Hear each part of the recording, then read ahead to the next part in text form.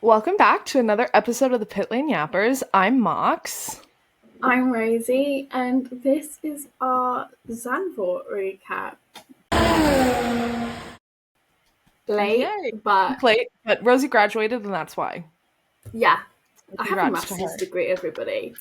I don't. So, but This does not mean I will be employed. Let's get that. Let's get that straight.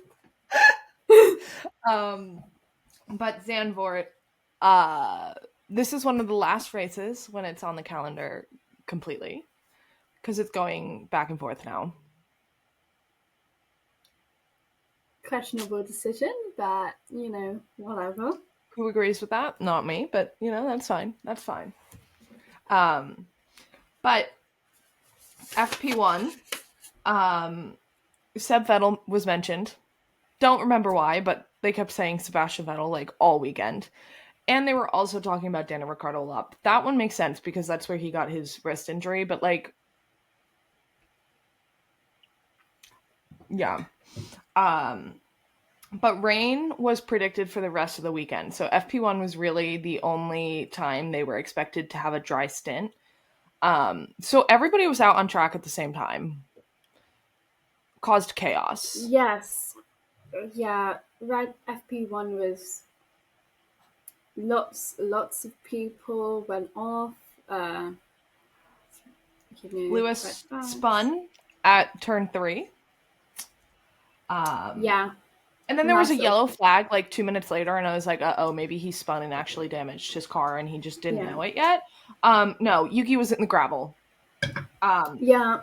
And then he brought gravel on track, and then Kimi went into the gravel. Yeah. And that brought out the red flag. And then he was after like fully beached. After that, I've got George went into the gravel. And then basically everyone was in the gravel. And Carlos went off at turn 11, I think I have. Yeah. And then also, that's what that scribble says. Real. Lando's team came onto the radio and was like, "Hey, Lando, okay, you need to give us feedback because we can't see you because the camera angle is off." Yeah. Maybe they meant like the tires or something. That's concerning that they only follow one camera. I know it's the same for every team. This is not like a judgment of McLaren, but the fact these drivers are driving very fast and they have one camera that if it isn't set up properly, they need to get a Sky Sports subscription and click on the onboard camera. Real. Or an F1 TV subscription, everybody. But not here though. Sainz was into the gravel, and then he went P3. He's adapting to that Williams. Can't be too hard after the SF24, I'll be honest. But after that, Alonso knocked him down. He went P3.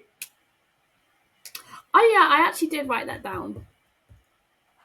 And also, everybody was expecting Aston to do very well this weekend because this was like their kind of track. And I was like, all right, I'm sad. I'm ready. I didn't think that Aston Martin had any kind of track, I'll be honest.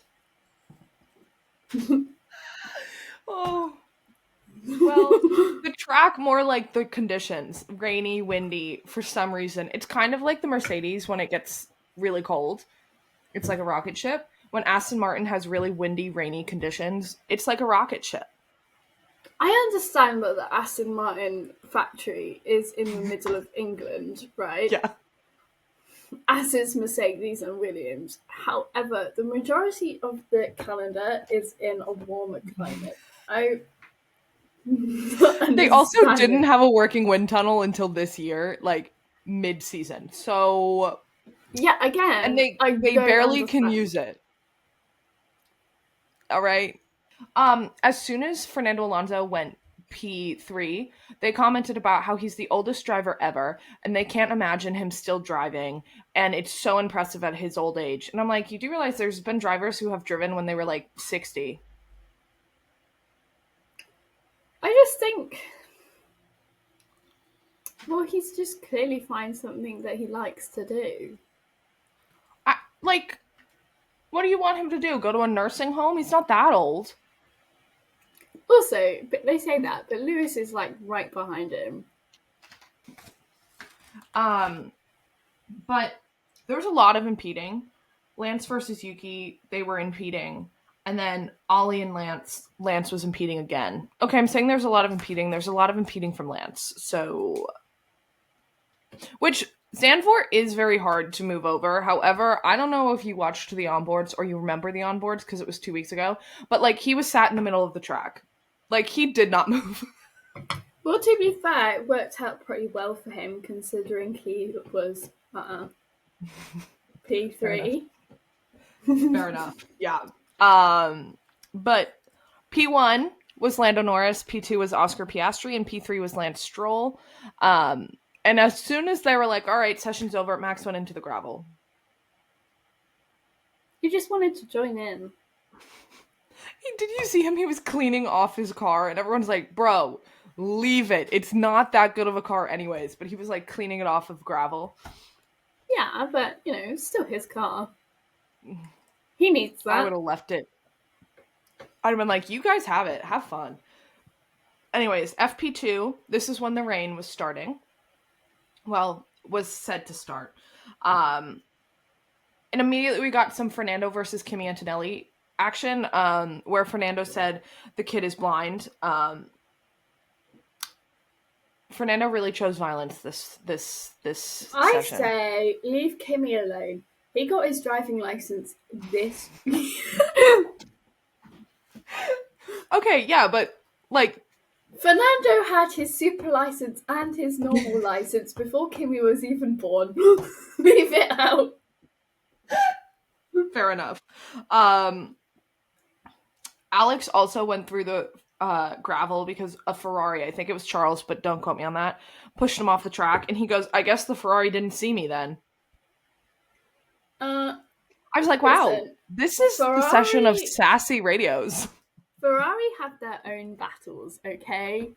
To be fair, Ferrari probably didn't see him.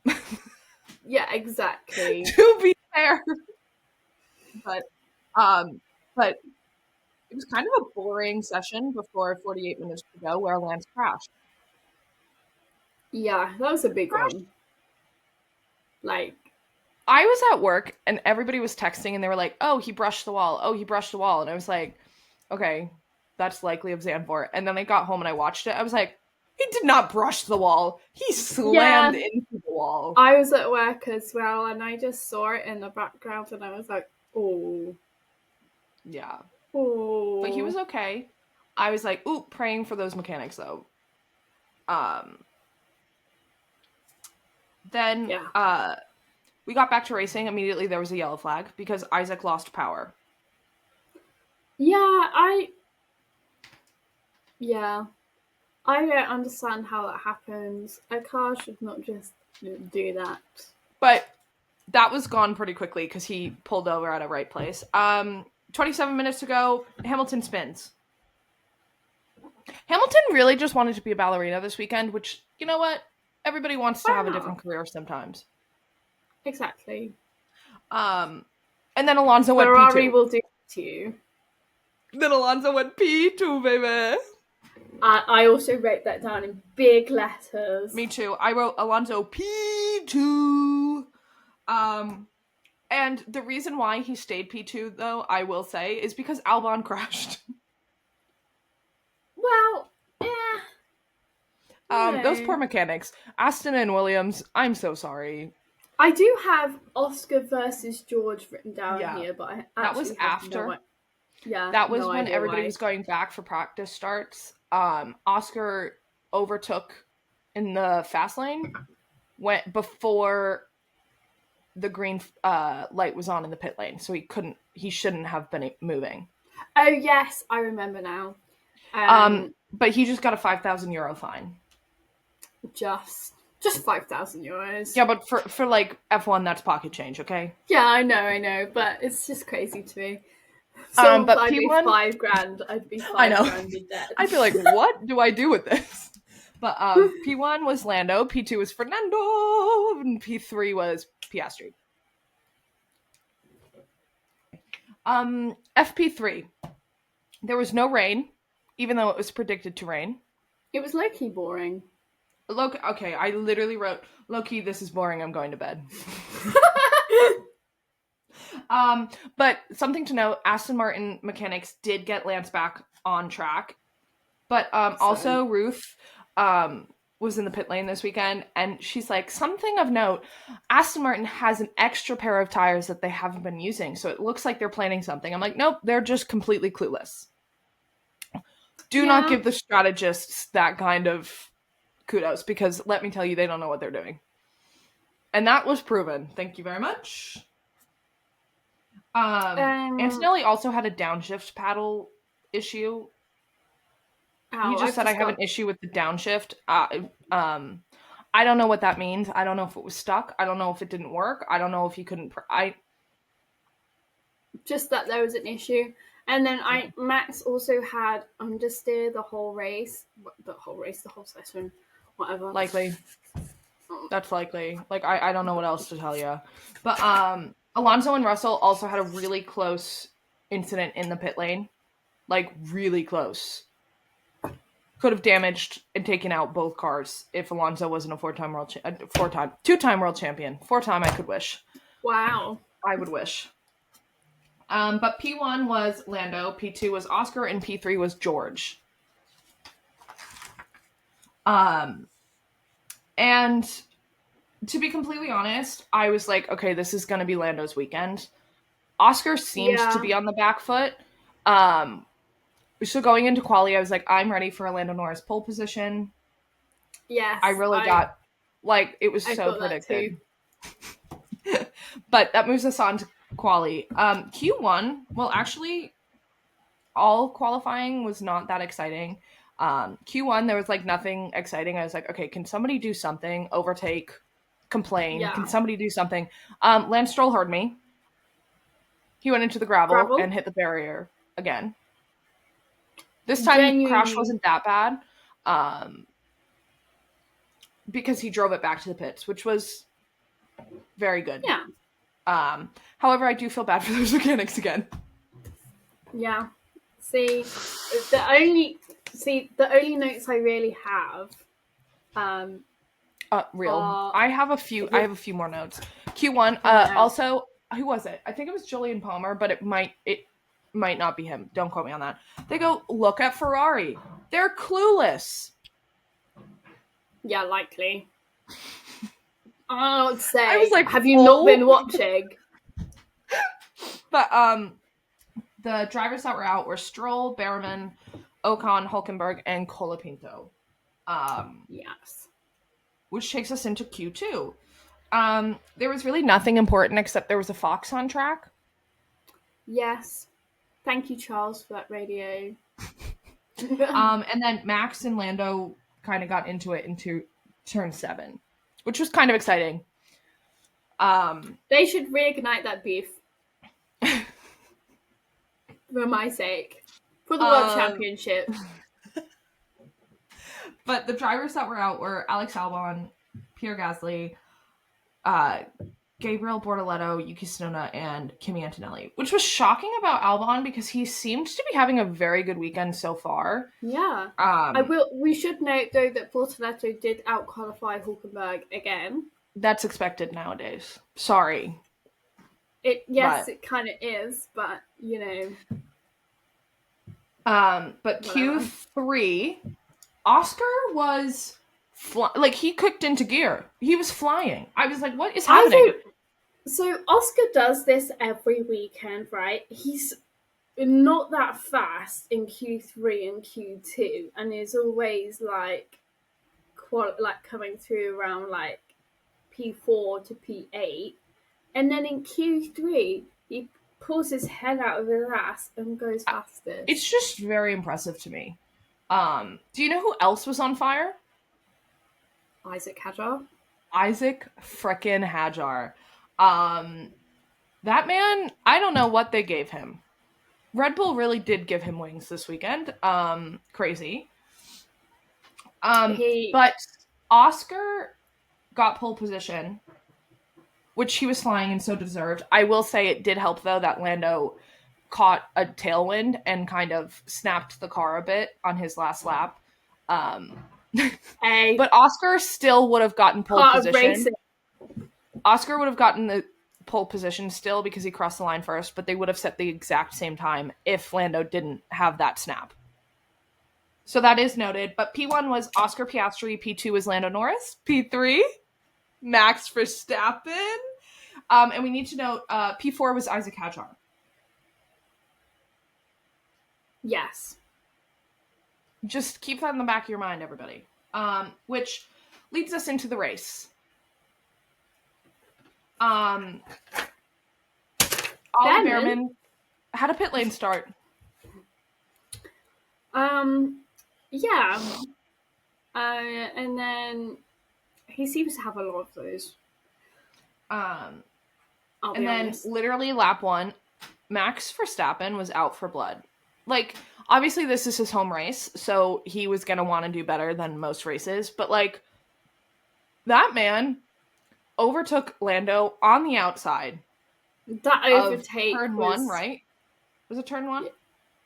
Yeah. Well, 2? I just have lap 1, but... It was turn 1 or 2, and it was so impressive, and Lando was like, almost caused a collision. And then Max almost lost the car, but Oscar was off. Yeah, Oscar was like, kept that lead. I think he knew that Max would... The immediate move would be to overtake Lando, obviously. We also... Go ahead. On lap 1, they announced that Lewis was noted for a yellow flag infringement on the recon laps. I still don't know what the infringement was because they never played it. No, and like I don't think anything came of it. But we need to note an impressive start from a midfield driver. Alex Albon was up 5 positions when he got into turn 2. 5 freaking positions. I mean, if you watch Alex's post-race, he was like, I don't know what happened. I just stayed on track and then I was up 5 places. I love Alex for that reason. They're like, what happened? He goes, I don't know. But, like, if something he does know, he's like, it's so annoying. It's always blah, blah, blah. And I'm like, you know what? Get him. Get him again. Yeah. On lap 3, we got the first radio of, hey, Oscar, rain is expected in 8 minutes, so keep that lead. It seemed like McLaren was expecting a safety car. So Oscar and his they were team, right to expect that. But Oscar and his team were told, keep that gap as far as possible. Also on lap 3, Lance and Gabby had contact. And there was some damage. And it was noted by race control. I don't know if anything ever came out of it. I think nothing did. Because I would have written. Yeah. But lap 9, Lando overtakes Max again, and I was like, well, it was fun while it lasted. Yeah. I also have... Like, I was actually expecting it sooner. I put for lap 9, I've got big question marks all around it. Aston Martin, hard tyres, rain.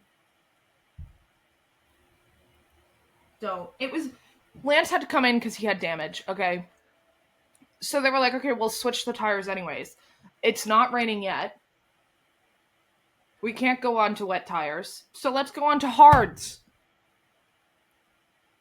I got nothing to say. But lap 12 is when Ollie got a little sassy on the radio. He was like, he came onto the radio and he's like, Bortoletto's front wing is flying. I don't want to hit it.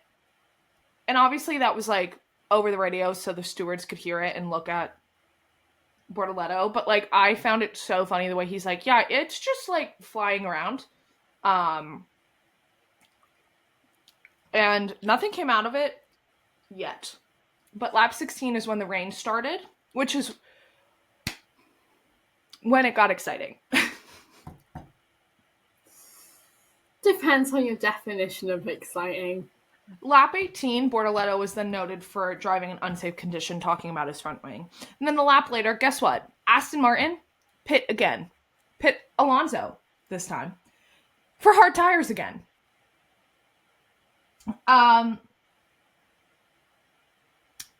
then the rain got torrential. Yeah, it rained. And then a few laps later, there was a yellow flag. Everyone was like, okay, what is it? Lewis Hamilton was in the wall.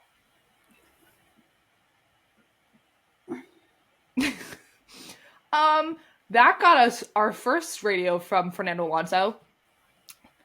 Fernando Alonso's just going around and they go, okay, Fernando, there's a safety car. 4 laps after we pit. It's fine. Fortunately, Lewis's car was not super damaged. The suspension definitely broke, but like it was still in one piece-ish. It was actually really disappointing to see because he was out of the turn. It wasn't like his car snapped in the turn. He was out of the turn and he just took a wide line. And because the line was a little bit drier than most, his tires had no grip. Boom. It was bad, and it was kind of disheartening to see because Lewis has been struggling so much this season. I think, and he looked very comfortable before then. Yeah, I think that he's probably really appreciating even last year's Mercedes for what it was. I'll be honest. Mm-hmm. But he probably was talking to George and being like, dude, you never want to go to Ferrari. I know everyone's dream is to drive for Ferrari. Trust me, you don't want to go to Ferrari. He needs to be saying that to Charles, not George. But lap 27, the safety car came in. No, I was gonna say, did you see the post-race interviews? Because they were talking about Lewis to Fernando. And I did see this. Yes. Yeah, and Fernando. Bear in mind, this is Fernando Alonso, the person who supposedly still hates Lewis Hamilton. Yeah, I'm saying supposedly. He hates him on track. He actually does very much respect him as a person. He said Lewis does not need to prove himself to anyone. He's a 7 times world champion, and this is Also, did you see the entire interview? No. He goes, Lewis doesn't have to prove himself to anyone. He's a 7-time world champion, and he's driving a Ferrari. Trust me, he doesn't have to prove himself. Because let me tell you, if anybody knows about the horrors of Scuderia Ferrari, it is Fernando Alonso. Mind you, Interlagos, 2012. That's all I have to say. Listen, he was going to win the world championship, and Ferrari went, we need to lift and coast. And he got P7 and freaking Sebastian Vettel got P5 Don't tell me about Lyco. I hear far too much about Lyco. But, yeah, anyways. Lap 27, the safety car came in. Not for very long, though. Sainz and Lawson had contact. And there was so much debris on track. I feel like every season, Carlos picks somebody to beef. And, like a couple of years ago, it's Oscar. Oscar. The year before that, it was, the year after that, it was Charles. Yeah. But there was debris on track. And then that brought out the virtual safety car. And that incident was noted. Which, by the way, Carlos Sainz was ahead. That's all I have to say. Just note that, okay? So lap 32, Charles and George get into it. Charles, you know what? I don't care. He could have killed George. But that was also the lap. Killed him. That's true. Really could have. That is also the lap we found out that Carlos Sainz got a 10-second penalty for causing a collision with Lawson, even though Lawson drove into him. He wasn't very happy about it either. He was like, for me? What? No, that's ridiculous. I'm talking to stewards after the race. And then Kimi. No, we're not there yet. Lap 38. Fernando Alonso came onto the radio again. Mind you, Fernando Alonso was having a great weekend before this, okay? He was flying. He comes onto the radio and he goes, you always put me into traffic. Try something. We need to undercut. You need to pit me. You need to do something. Aston Martin went, noted. Pit him. Put him right back into freaking traffic. And then guess what? Literally half a lap later, Antonelli crashes into Charles. Like, literally dive bombs into his car. Which brought out a watch your back. Safety car. Safety car. Half a lap into Fernando Alonso's first lap. It was actually very scary. Like, Antonelli came out of nowhere. Like, literally, and all of a sudden, boom. I understand that he's a rookie and he was put in a very, a top car when he should have been put in a Williams and should have, had the experience in that car like George did. Like, Toto Wolff was like, I signed Kimi Antonelli because he's the next Max Verstappen and I didn't want Red Bull Racing to get him. Okay, he could have had a contract with him saying, listen, you're going to do Williams this year, and then we'll put you into Mercedes. But you're still a Mercedes driver. That's what they did with George. Yeah. It was really scary. Antonelli got a 10-second penalty for that. He did go, in all fairness, he did go to the Ferrari home afterwards to go and apologise to Charles. And Charles wasn't there. Yeah. But he was like, okay, is Fred there? Yeah. He couldn't find Charles, so he went to the head of the team and was like, I'm so sorry. Which, I feel like really tells you the type of person Kimi is. It's not like Max when he was 18 who was like, yeah, he was driving too slow. Kimi was like, that was my bad. Yeah. But it was still a very scary crash. It was a bad day for Ferrari. Mind you, Rosie wasn't really watching and she's like, I was like, oh, I'm so sorry. And she was like, it's busy at work, I'm not watching. I go, you don't want to watch. You don't want to watch. And then I watched the highlights and I was like, yeah, I didn't want to watch. Never mind. But right after that, I don't know if they played this in the highlights, but Yuki Tsunoda had a radio come on and they were like, okay, Yuki, listen, I know we have a few laps left, 25 laps. You only have 40% power. How? Did we forget to plug it in overnight? What?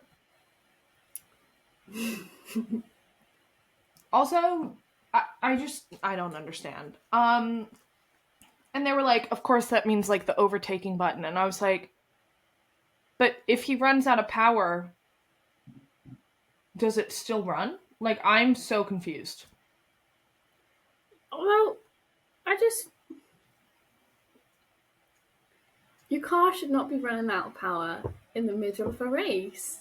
I feel like that's the bare minimum. I was so confused when they said that. I was like, I'm sorry? What? Of course, Max didn't have that issue. Or Max did, and they just didn't air it because they didn't need both. Max was struggling with his own demons, aka he had really bad oversteer the entire time and just didn't say anything on the radio because he literally said, I don't know if you saw his post-race interview. He goes, I stopped complaining over the radio because people kept saying I was complaining too much. Wow. It was like, okay. Can't please everybody. But Antonelli also got noted for speeding the pits. and then got a 5-second penalty. So he has a 15-second penalty. You know what? Deserved. And then right after that, we got a radio that I was never expecting this season. Lando Norris, P2, came onto the radio and goes, "I'm smelling smoke in the cockpit. I'm smelling smoke. I'm out. It's the engine." Yes, and then his engineers were like, "Oh, what can you do?" And he goes, "Nothing. I'm on fire." Which, by the way, everyone's like, "Oh, it was a chassis issue. It was a chassis issue." There was literally oil leaking halfway around the track. It was an oil leak, which is really bad for when it's sparking. Cars spark all the time. What do you mean? Also, what do you mean, what can you do? He just said he's on fire. He's on fire. And then they didn't get him out of the car very quickly. And I was like, oh my gosh, please get him out of the car. I don't care if he's in the middle of the track. Stop the freaking... I was like, oh my gosh, he's gonna catch on fire. He didn't, everybody. But he DNF'd. And mind you... He's still classified as a race finisher because he did over 90% of the race, so he was classified with a P18 finish, but it's obviously out of the points. Mind you, it was Oscar, it was Lando, it was Max. I was like, oh my gosh, I'm gonna get a Max podium. I'm gonna get a Max podium when this man said, I'm never gonna get on the podium again this year. Right behind Max Verstappen was Mr. Isack Hadjar. Lando Norris DNF'd. Isack Hadjar got into the podium position. Hadjoint. I had Jodium. Hadjoint. Yeah, I cried. He is also the only Red Bull Racing Junior to score a podium in their rookie season. So, well done to Isack Hadjar. I literally cried. You are my rookie of the year for sure. I think they might give it to Antonelli. But I think... Antonelli might have gotten a podium first. Once again, a rookie got a podium because Lando Norris DNF'd.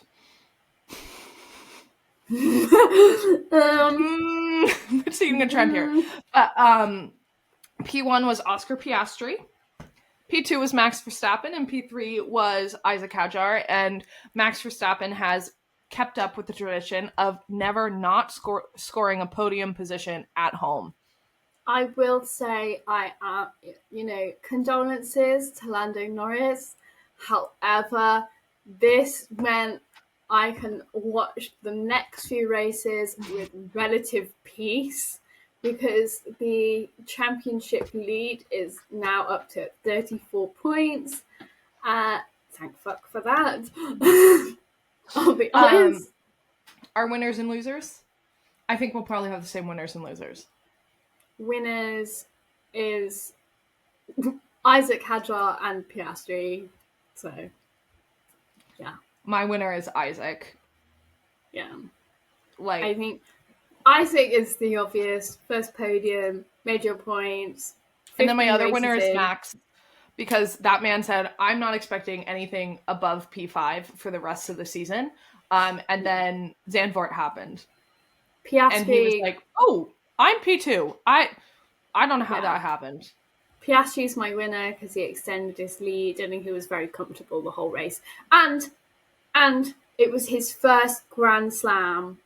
But he didn't get a 10 out of 10. He didn't get 10 points on that freaking... No.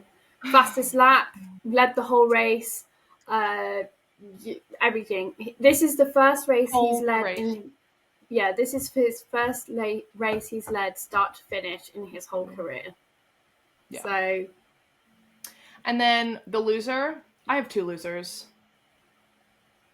I think we also have them. Mine is Ferrari and Lando. Even though Lando's is not his fault, obviously, what the heck was he supposed to do with an oil leak and an engine failure? But, that was the last thing Lando Norris needed. Yeah. Like, truly, that was the last thing he ever needed. And the car went, haha, you thought. And then Ferrari... Enough said. Anyways, that was Zandvoort. Yeah. And we will see you in Monza. bye. Bye.